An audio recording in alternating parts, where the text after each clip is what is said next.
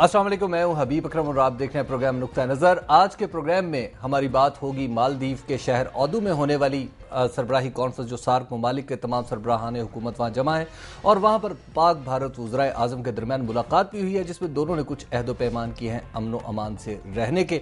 इसके साथ साथ हम बांग्लादेश के बदले हुए रवैये पर भी बात करेंगे और इमरान खान की तहरीक में किस तेज़ी से लोग शामिल हो रहे हैं, क्यों हो रहे हैं और कैसे हो रहे हैं, इस पर भी बात करेंगे। और सिंध के बदले हुए हालात वहाँ पर यूँ बदले हैं कि कमिश्नरी निज़ाम दोबारा नाफिज हो गया, लेकिन MQM की तरफ से अब तक खामोशी है। इन तमाम सवालात के हवाले से पर्सपेक्टिव और नुक्ता नज़र बताने के लिए हमारे साथ मौजूद हैं जनाब मुजीबुर रहमान शामी साहब। अस्सलाम वालेकुम सर। वालेकुम अस्सलाम। शामी साहब, सबसे पहले तो मुझे ये बताएं, बांग्लादेश को क्या हुआ है? वो हमारे मुखालिफ क्यों हो गए? यूरोपियन यूनियन में हमारे खिलाफ वोट दे दिया उन्होंने। देखिए, बांग्लादेश की कहानी बड़ी मुख्तलिफ है कि बांग्लादेश आपको मालूम है कि ये एक लीस्ट डेवलप्ड नेशंस में शुमार होता है इसका। और लीस्ट डेवलप्ड नेशंस जो है ना, उनको अक़वाम मुत्तहिदा के एक करारदाद के मुताबिक बाज़ मराहत हासिल हैं जो यूरोपीय यूनियन ने दे रखी। ये 44 के करीब ममालिक थे और 1971 से ये स्टेटस वो लीस्ट डेवलप्ड में हम शामिल नहीं, हम नहीं हैं, हम उससे आगे हैं इधर ऊपर। तो अब उस वक्त इनको यूरोपीय यूनियन में रसाई मिली थी ड्यूटी फ्री, और कोटा भी नहीं है टेक्सटाइल की मसनूआत पर इनका। उसकी वजह से बांग्लादेश में आप देखिए, यहाँ से कारखाने गए और कारखानादार गए और वहाँ टेक्सटाइल के यूनिट्स लगे, पाकिस्तानियों ने भी लगाए। और कुछ तो मजबूरी की वजह से भी गए। नहीं, मजबूरी नहीं, ये वहां क्योंकि कोटा नहीं है उसकी टेक्सटाइल के लिए, यूरोपीय यूनियन के लिए। अब इस वक्त बांग्लादेश जो है वो तकरीबन 18 अरब डॉलर की उसकी एक्सपोर्ट्स हैं टेक्सटाइल की, हमसे ज्यादा, और जबकि हमारी तकरीबन 12 अरब टेक्सटाइल की मसनूआत जो है वो एक्सपोर्ट करता है। और अब उसका जो जूट है, जो एक बड़ी धूम होती थी जिसकी, वो सिर्फ 2% रह गया हिस्सा उसका एक्सपोर्ट्स में। और बांग्लादेश की जो एक्सपोर्ट्स हैं टोटल, वो इस वक्त 22-23 अरब डॉलर बनती हैं, पाकिस्तान के बराबर है। और उसकी इंपोर्ट्स जो हैं वो भी तकरीबन बराबर हैं। और उसकी जो ओवरसीज बांग्लादेशीज जो हैं, जो रेमिटेंसेस भेजते हैं, तरसीलात भेजते हैं, वो भी पाकिस्तान के तकरीबन बराबर है, 9.5-10 अरब डॉलर तक पहुंचती है। तो बांग्लादेश को ये फैसिलिटी हासिल है, जो एक्सेस मिली हुई है ड्यूटी फ्री। उसने सोचा कि ये पाकिस्तान को भी ये एक्सेस अगर मिल जाएगी तो उससे कंपटीशन होगा उसका।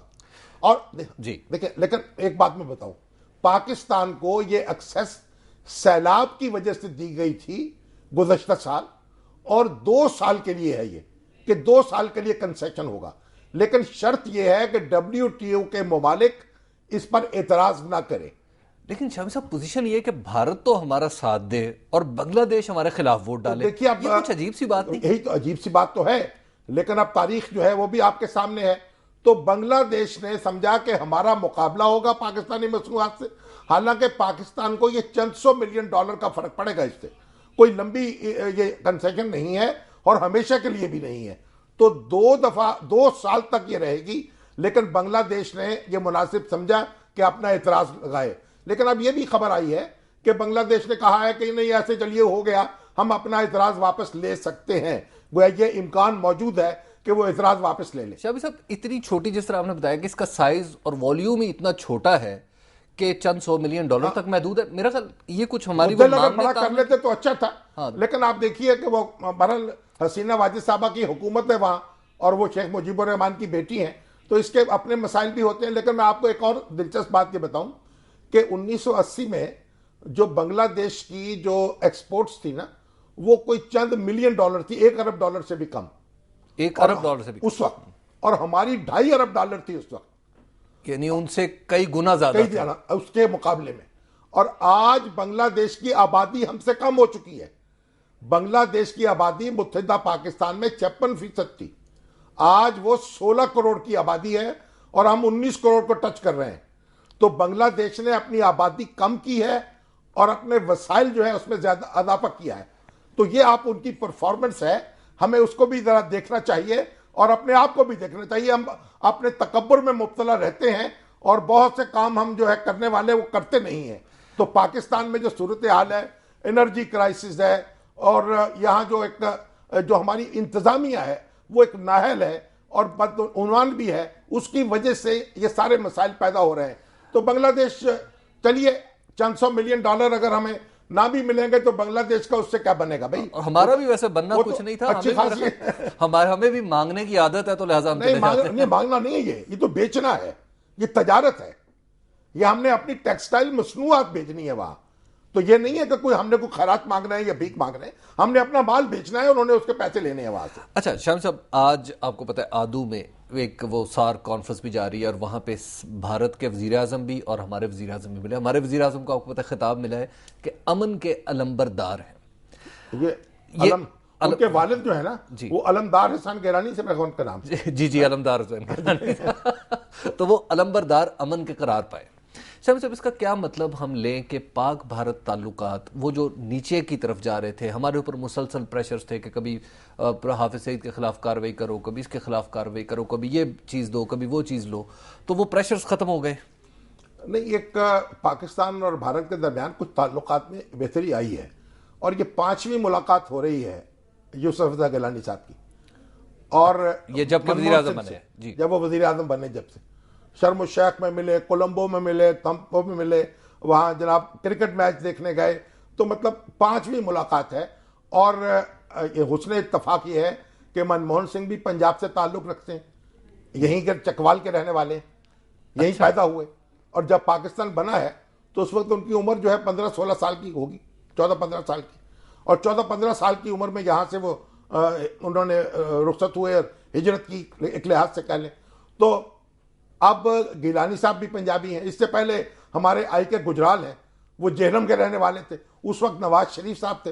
तो उनकी भी बड़ी एक बेतकल्लुफी हो गई थी, बड़ा एतमाद पैदा हो गया था। आपकी बात से मतलब बहरहाल नहीं लेना चाहिए कि जेलम या चकवाल का रहने वाला अगर इंडिया चला जाए तो वजीर आजम बन जाएगा। नहीं, वो तो हो गई। आप ये भी ना समझे कि मुल्तान के सारे लोग वजीर आजम बन जाएंगे।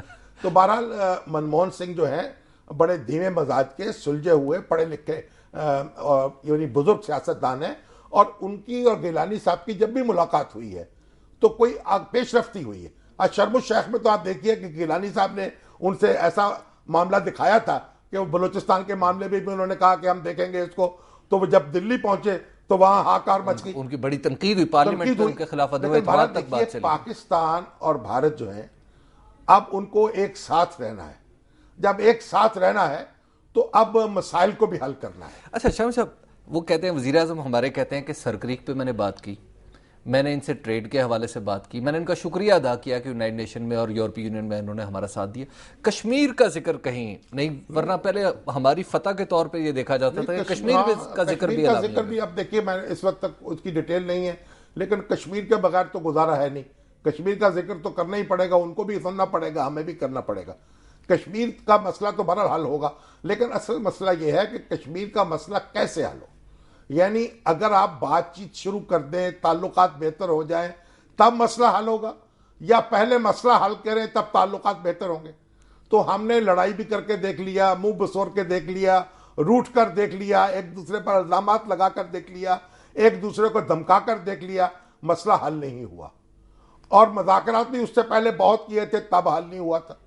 अब एक बार फिर ये कहते हैं कि मेल जोल शुरू करें तो मसला हल करने की कोशिश करें। देखिए, ये हमें उस बुत ने न की मसीहाई, हमने 100 तरह से मर देखा। वाह। तो शायद वो जो इसका मतलब है, दुकानदार लिखते हैं कि कश्मीर के मसले के हल होने तक उधार बंद रहेगा, वो ठीक लिखते हैं। हाँ, वो ठीक लिखते हैं। से कि जब उलझ जाते हैं मसाइल तो उनको हल करना, वो जो पंजाबी का मुहावरा है ना कि जो गिरे, जो गांठें आप हाथ से डालते हैं उन्हें दांतों से खोलना पड़ता है। अच्छा शाहिद साहब, मैं कॉन्स्पिरेसी थ्योरी नहीं है, एक ऑब्जर्वेशन है बहुत से लोगों की कि पाकिस्तान अमेरिका के ताल्लुकात में बेहतरी आने लगी है तो पाक भारत ताल्लुकात भी बेहतर होने लगे।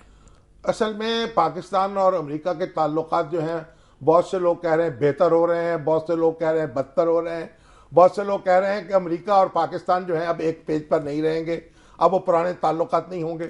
बहुत से लोग कह रहे हैं भी अब अमेरिका बहादुर जैसे भी पाकिस्तान है उसको कबूल करो। तो कभी आती है इमदाद कम हो गई, कभी आती है और कटौती हो जाएगी। सब कुछ के बावजूद एक बात तय है कि हमने अमेरिका की डिक्टेशन नहीं लेनी, अपनी पॉलिसी आप चलानी है।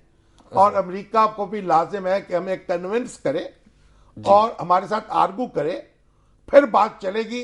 अब वो परवेज मुशर्रफ वाला दौर चला गया कि पिस्तौल दिखा के जो चाहे कर, फोन पे सब काम कर फोन पे पिस्तौल पे, यानी इतने बहादुर बनते हैं। आज भी वो बयान पे बयान देते हैं, इंटरव्यू पे इंटरव्यू देते हैं। लेकिन जो एक कॉल आई है तो उसके बाद उनके पास जो हुआ आपको मालूम है। शायद साहब ब्रेक का वक्त हो गया और ब्रेक के बाद हम गुफ्तगू करेंगे इमरान खान की तहरीक इंसाफ के बारे में कि लोग इसमें क्यों और कैसे शामिल हो रहे हैं और कौन कौन शामिल हो रहे हैं, इस पर भी गुफ्तगू होगी। आप देखते रहिए नुक्ता नज़र।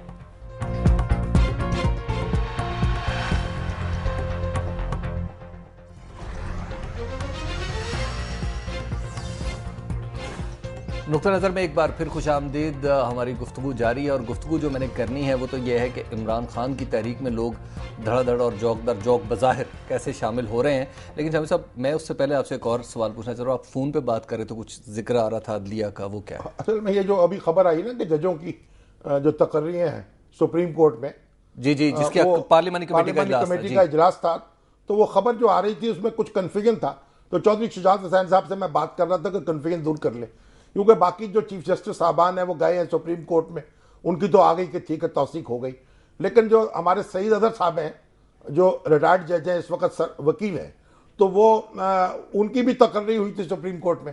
उसके बारे में कन्फ्यूजन आ रहा था कि उन पर इत्तफाक नहीं हो सका, मगर इत्तफाक ना होने का उनको फायदा हुआ है। वो कैसे? क्योंकि देखिए उनकी कुल पार्लियामानी कमेटी है, उसके 8 रुकन है। अगर पार्लियामानी कमीशन की सिफारिश उनके सामने जाएगी और वो 6 अफराद उसको उस पर एतराज करें तो फिर वो वापस चली जाएगी, फिर उस पर अमल नहीं होगा, यानी वो शख्स जज नहीं बनेगा।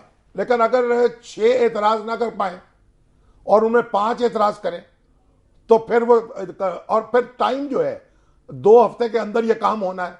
अगर 2 हफ्ते गुजर जाएं तो तब भी वो जो सिफारिशात होंगी वो कन्फर्म हो जाएंगी। तो सईद अदर साहब के मामले में यह हुआ कि इनके खिलाफ इनके हक में 6 वोट नहीं थे, लेकिन इनके खिलाफ भी 6 वोट नहीं थे।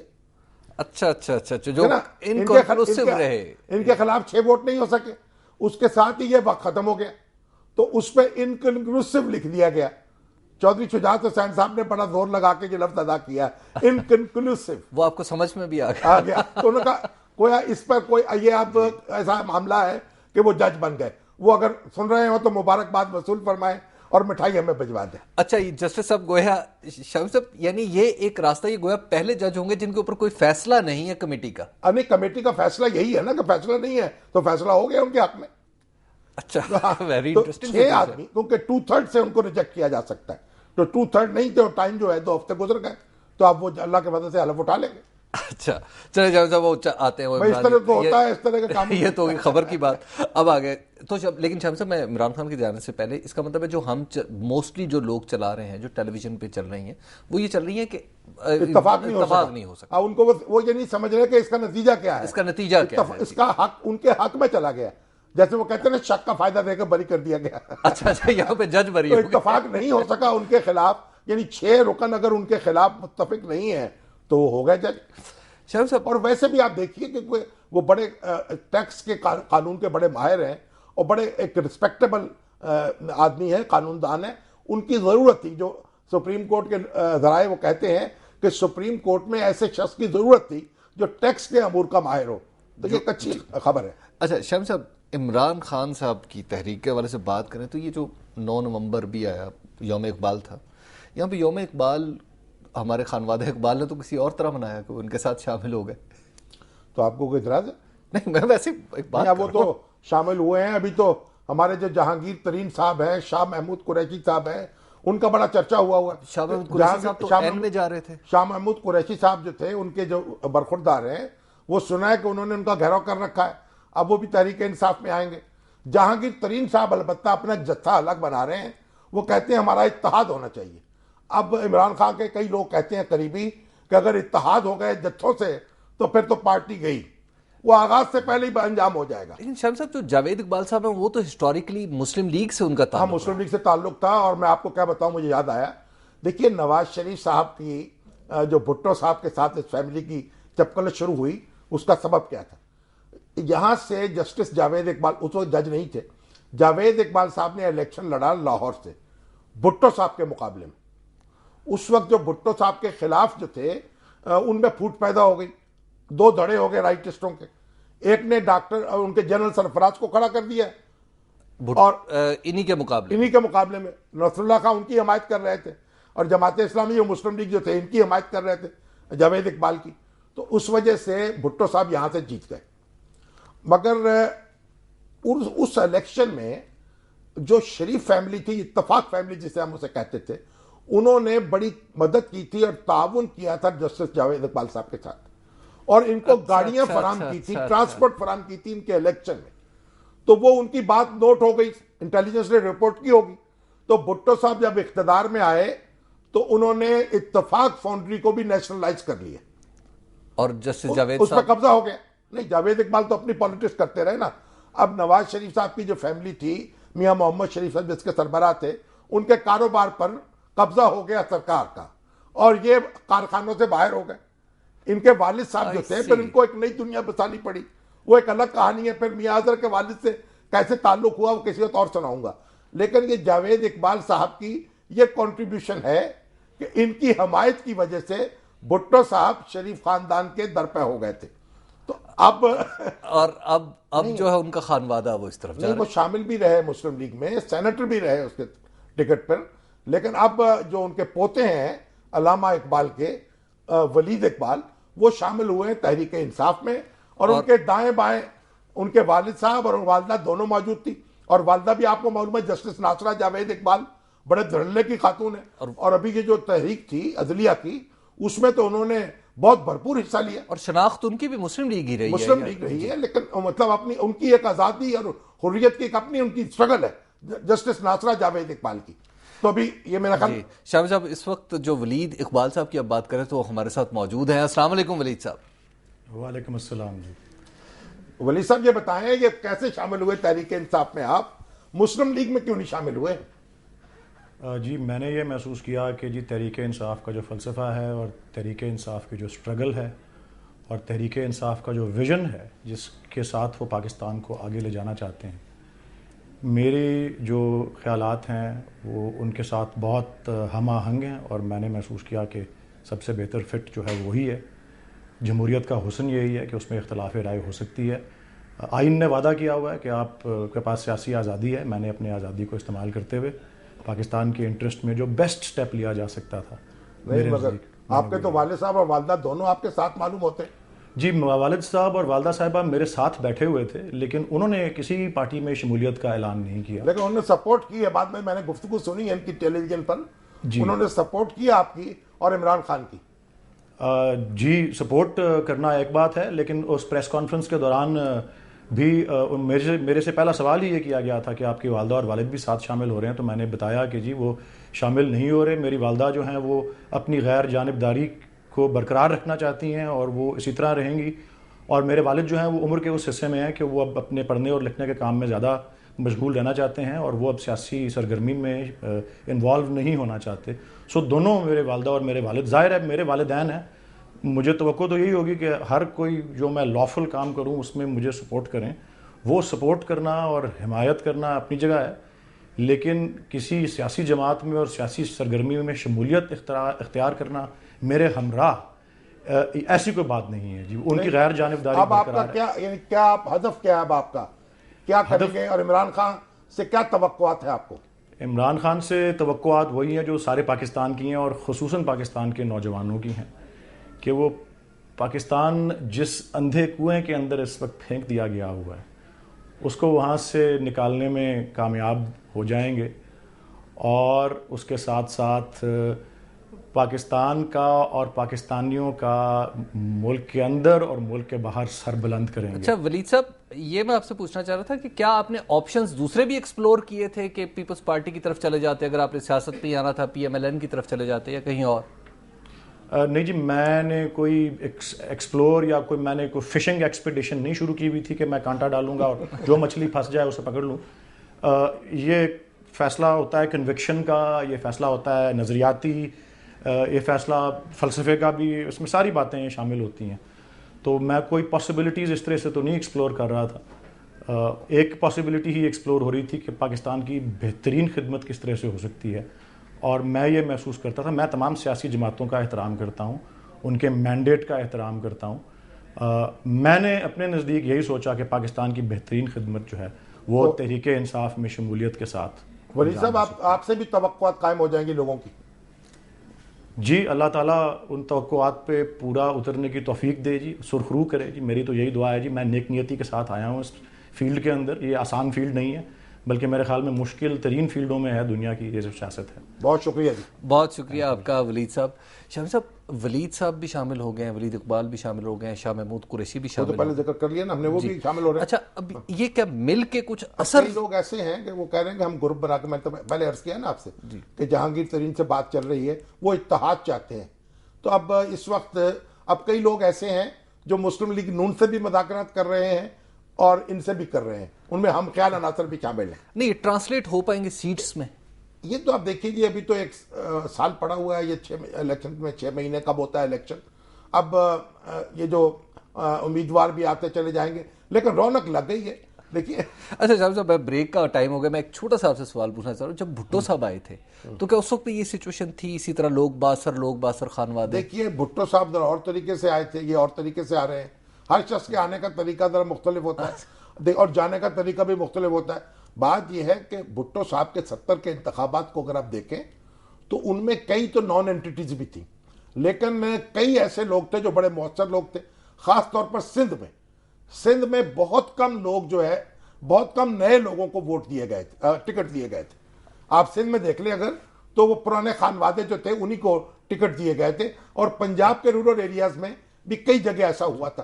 तो अब देखिए, इस वक्त मुस्लिम लीग नून जो है पंजाब की एक बड़ी मजबूत पार्टी समझी जाती है, और उसके साथ अब मुकाबला है, एक प्रेशर आ गया है जी हालात में। जी शाम साहब, इस वक्त हो गया ब्रेक, और ब्रेक के बाद हम गुफ्तगू करेंगे सिंध में होने वाली डेवलपमेंट पर, और उसके बाद आप फिर हमारे प्रोग्राम में शामिल भी हो सकेंगे। 0423636810 पर फ़ोन करके आपके सवालात जो बराह रास्त जो है उस प्रोग्राम का हिस्सा होंगे, शाम साहब उन पर अपना नुक्ता नज़र और इन्फॉर्मेशन आप तक पहुँचाएंगे। इस वक्त हुआ ब्रेक का, आप देखते रहिए नुक्ता नज़र।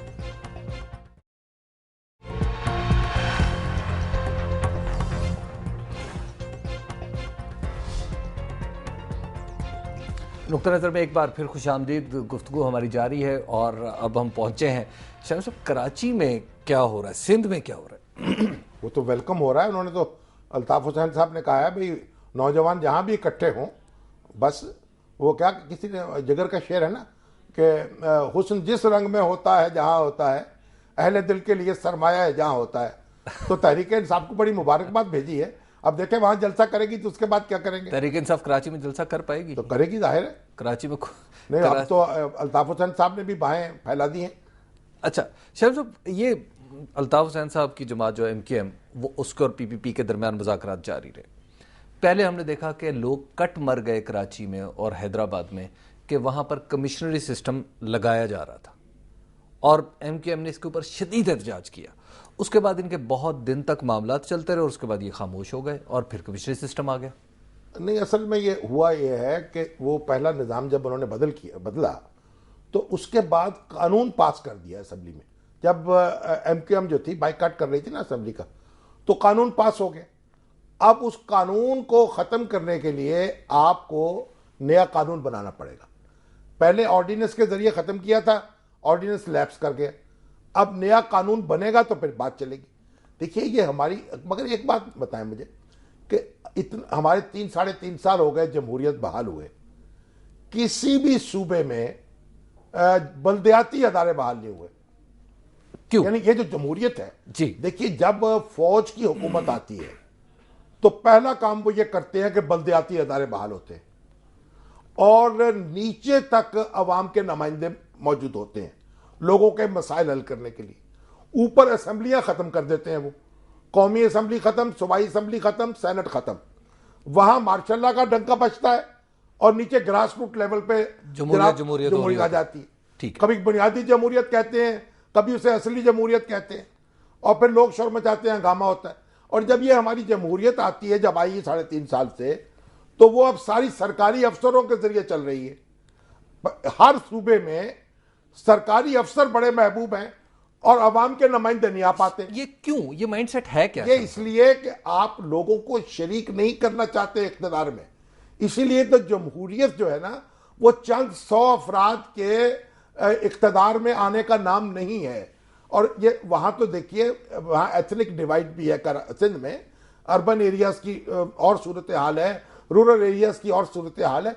वहां तो ये जरूरी बात है कि आप प्रॉपर तरीके से एक ज़िले हुकूमतें कायम करें या लोकल बॉडीज का निज़ाम कायम करें ताकि लोग नीचे मसरूफ हों। अच्छा शाम साहब, ये पीपल्स पार्टी को देखें, पीपल्स पार्टी ने सिंध में नहीं इलेक्शन करवाए और पीएमएल-एन ने यहां पर नहीं करवाए। मैं ये तो कह रहा हूं। और शाम साहब, इन्होंने पोजीशन ली उस निजाम के खिलाफ जो पहले से था, देखिए जो पहले मौजूद था। बात यह है, ना कहीं पख्तूनख्वा में हुए हैं, ना बलूचिस्तान में हुए हैं, कहीं नहीं हुए। नहीं, ये इन पार्टियों ने तो पोजीशन ली हुई है ना सिस्टम के खिलाफ। अब ये कहते हैं कि बल्दियाती निजाम जो है ना, उसका बिल पास हो रहा है, इसका कानून बन रहा है, और वो अकबर ने कहा है ना कि प्लेटें खनकती हैं और खाना नहीं आता। तो अब कराची में ये सूरत हाल थी कि कराची में तो एमकेएम जो है वो चाहती है कि वहाँ के अर्बन एरियाज में, हैदराबाद में, दूसरे इलाकों में उसके लोग मौजूद हों ताकि मुकामी हुकूमतों का काम चलाएं। अब ये सारे जो मुखालिफ वो कहते हैं कमिश्नरी निज़ाम लाएं।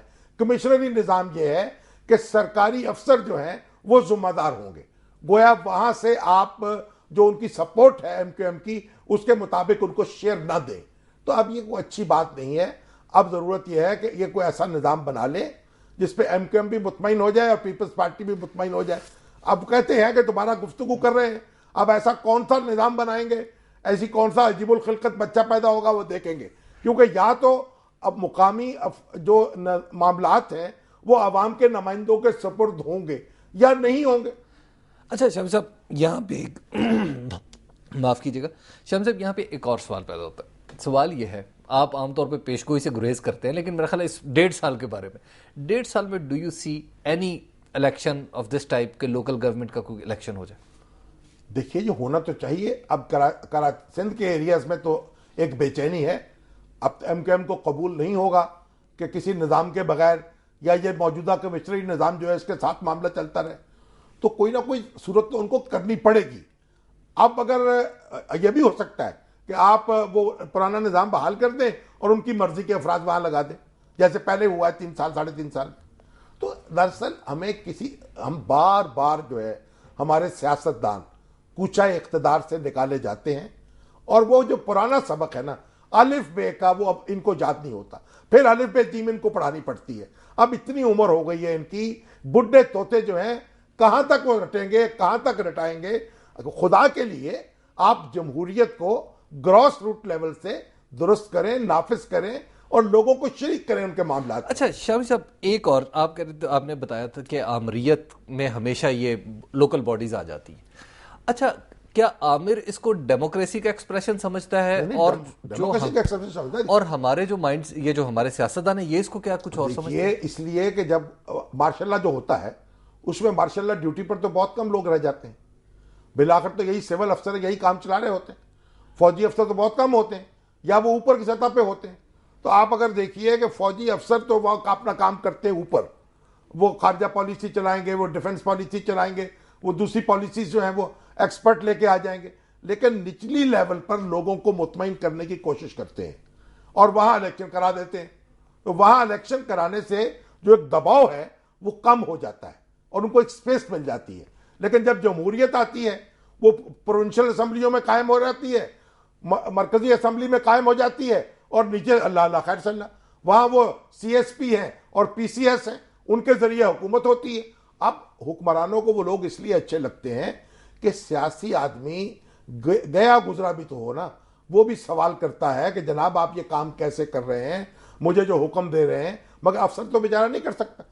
अफसर बेचारा जो है वो तो आपके इशारे पर नाचता है। और जब दुर्गत बन गई अफसरों की, जिस तरह पोस्टिंग होती है, जिस तरह ट्रांसफर होती है, ग्रेड 20 की असामियों पर ग्रेड 18 के लोग, ग्रेड 17 की असामी पर ग्रेड 14 के लोग वो काम कर रहे होते हैं, तो जाती मुलाजम बन जाते हैं। और ये जो हमारे आफरत तफरी मची हुई है, ये इसी वजह से मची हुई है। जाती मुलाजम बना लिए हैं ब्यूरोक्रेसी के लोग, और उससे सारा काम खराब हो रहा है। शम साहब, एक ब्रेक का वक्त हो गया और ब्रेक के बाद आप अपने सवालात भी बराह रास्त इस प्रोग्राम में कर सकते हैं, और हमारा नंबर आपके सामने स्क्रीन पर लिखा आ रहा है, आप देखते रहिए नुक्ता नज़र।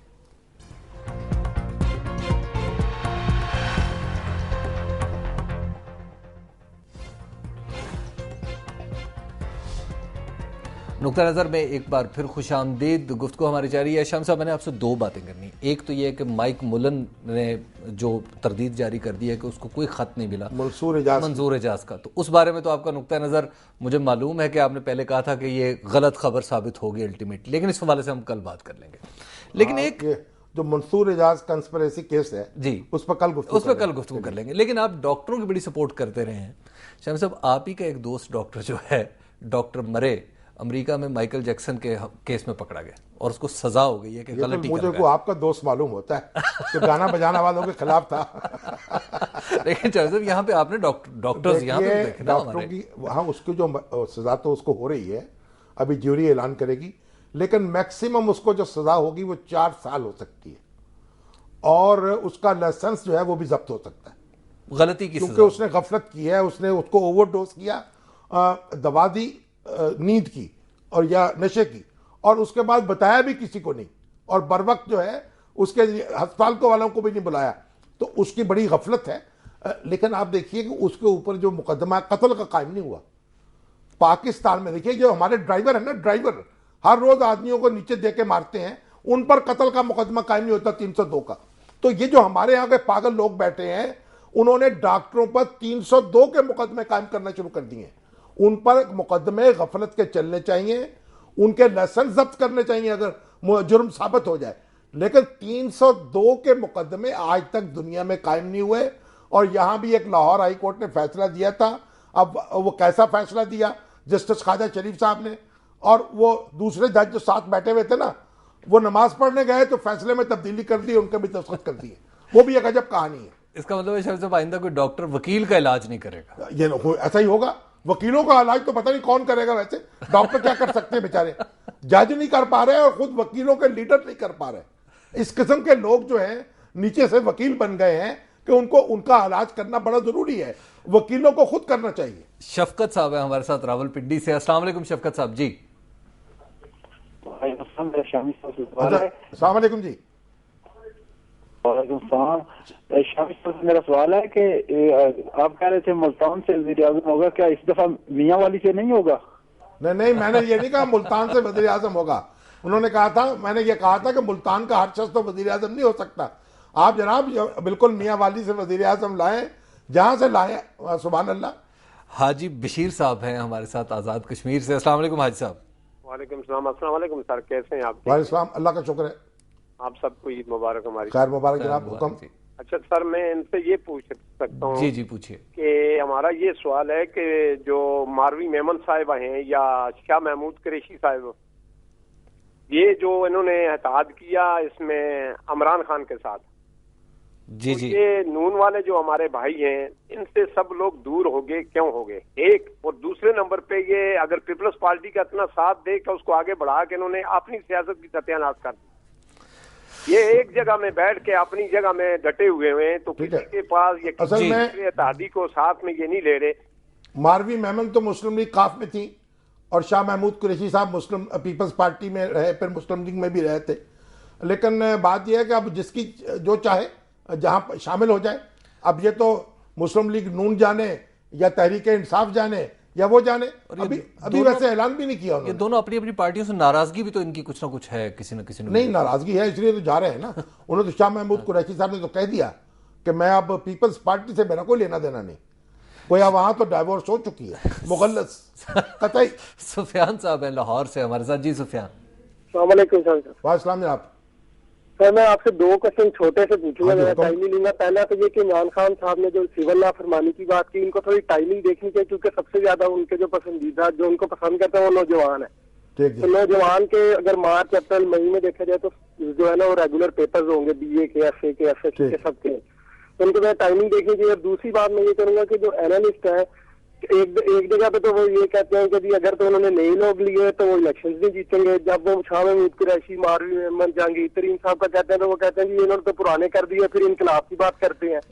तो आप इसके बारे में क्या कहेंगे? दोनों तरफ से वो फंसे हैं, तो वो क्या करें? देखिए जी, आप इमरान खान साहब ने आपकी बात सुन ली होगी, अपना शेड्यूल बनाते वक्त तो आपकी तजवीज को सामने रखें, इम्तिहानात को मद्देनजर मेरा नहीं ख्याल कि वो सिविल नाफरमानी तक नौबत आएगी।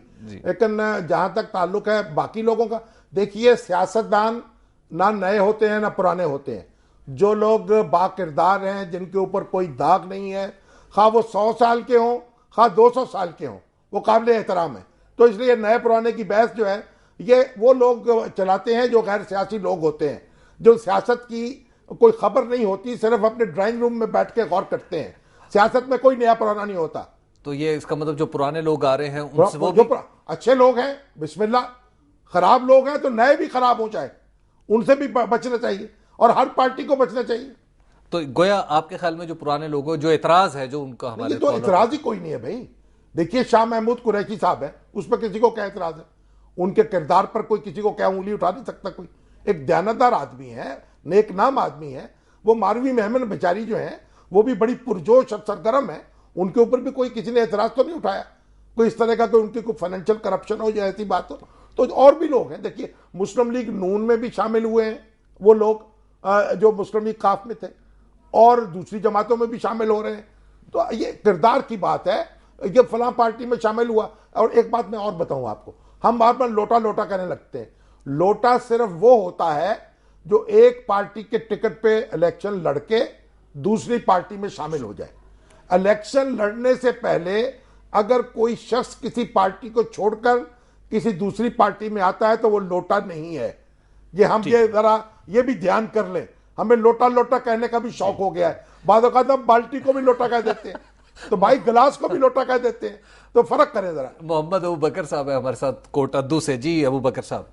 मेरा शामी साहब ये क्वेश्चन है, क्या नून और इमरान का इत्तेहाद हो सकता है? जी दोनों के मुतालबात में मुताबिकत है। मेरा ख्याल है कि बेहतर सोचते हैं।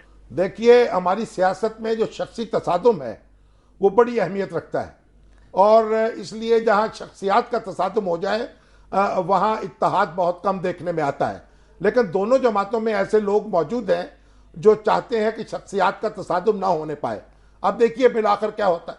सिमिलैरिटीज बहुत सारी। और शाम साहब ये जो अबू बकर ने सवाल किया ये मेरा ख्याल एवरीवेयर पूछा जाता है। पूछा तो जाता है, लेकिन वो तो आप कहते हैं कि जनाब आप तहरीक इंसाफ के लोगों से बात करें, वो एक दूसरी दुनिया में है।